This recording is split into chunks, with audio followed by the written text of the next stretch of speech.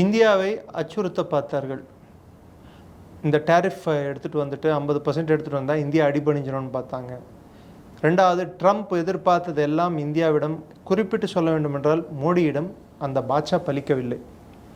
அவங்களோட அச்சுறுத்தல்கள், போட்ட எல்லா பானங்களும் வீணாய் போய்விட்டனன்னு வடிவேலு ஒரு படத்தில் சொல்லுவார். கிட்டத்தட்ட போட்ட எல்லா அஸ்திரங்களும் வீணாய் போய்விட்டன.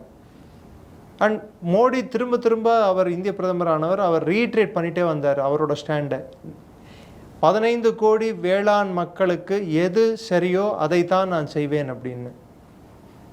அவங்க வந்து டைரி ப்ராடக்ட்ஸ் ஓப்பன் பண்ணி கொடுக்கறதுக்கு, அவங்களோட அதாவது ஜெனட்டிக்கலி மாடிஃபைடு அக்ரிகல்ச்சர் ப்ராடக்ட்ஸை இந்தியாவுக்கு ஓப்பன் பண்ணி விடுறதுக்கு அவங்க கம்பல் பண்ணாங்க.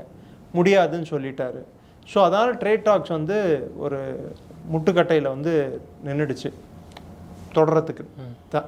அதுக்கு இந்தியா மேலே பழி போடுறதுக்கு ஃபஸ்ட்டு 25% போட்டாங்க, திரும்ப 25%. அந்த 25% எப்படி ஜஸ்டிஃபை பண்ணுவாங்க? உதாரணத்துக்கு அலாஸ்காவில் ரஷ்யா மீட்டிங் நடக்கும்போது, அந்த மீட்டிங் நடந்த பிற்பாடு இந்தியா மீது அந்த 25% போட வேண்டியதற்கான தேவை என்ன?